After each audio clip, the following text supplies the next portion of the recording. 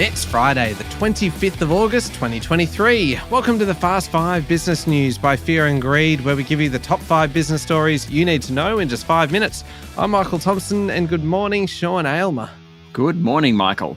Sean, 5 big stories to get through in 5 minutes today. Let's jump straight into story number 1. Qantas yesterday announced a record annual profit of $2.5 billion, which is great for shareholders.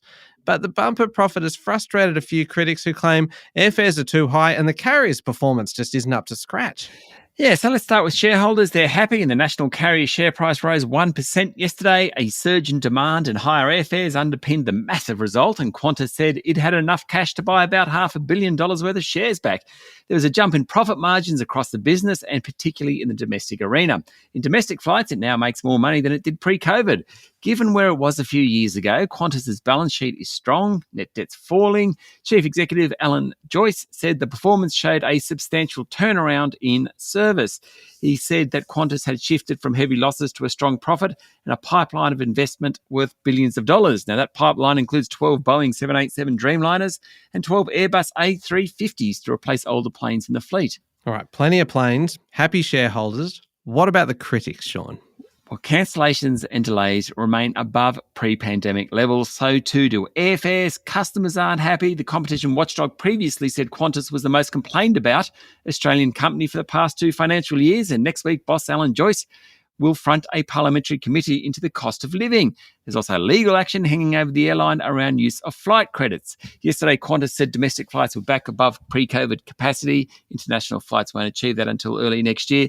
Put all that together, really, it was a pretty good result. Last time Qantas announced a normal result pre-COVID was the 2019 financial year. It made $1.3 billion, nearly doubled it this last financial year. Like or loathe him, Alan Joyce has used COVID to restructure the airline with a much lower and more flexible cost base.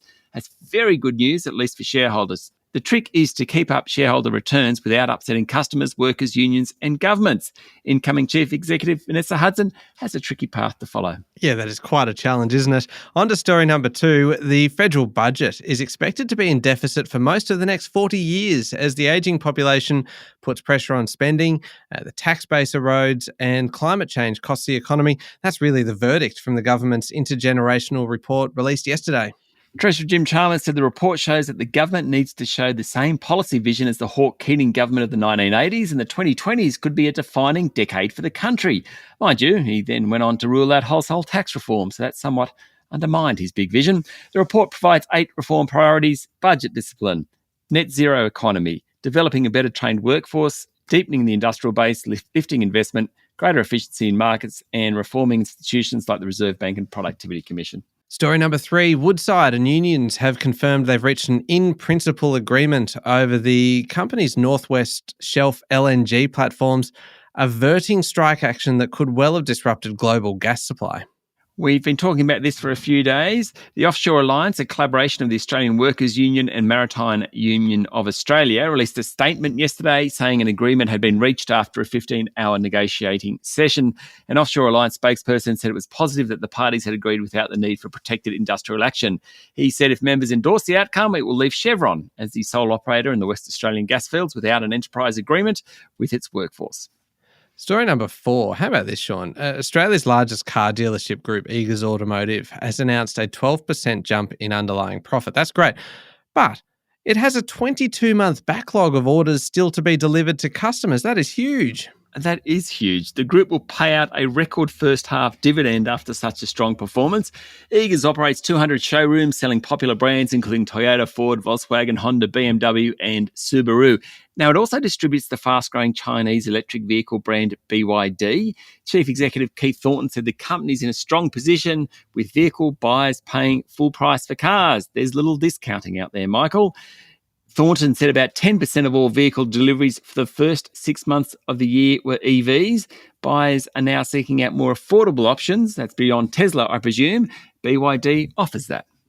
All right, last one. Story number 5. Sean, the first 2024 Republican presidential debate yesterday pitted 8 of the 9 candidates against each other. 8 of the 9. There was one missing. Donald Trump. He decided to opt out of the debate and do an interview with conservative commentator and former Fox News broadcaster Tucker Carlson.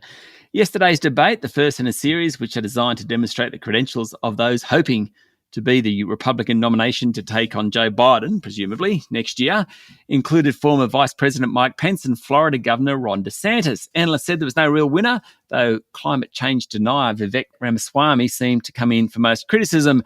Donald Trump's shadow hung over the debate, no doubt about that. For his part, Trump said he didn't want to be at a debate where he'd be harassed by people who shouldn't even be running for president. All right, there we go. The top 5 business stories in 5 minutes. Thank you, Sean. Thank you, Michael. It's Friday, the 25th of August, 2023. Remember to hit follow on the podcast. And if 5 minutes isn't enough, you can find our longer daily show called Fear and Greed Business News, wherever you listen to podcasts. I'm Michael Thompson, and that was the Fast 5 Business News by Fear and Greed. Have a great day.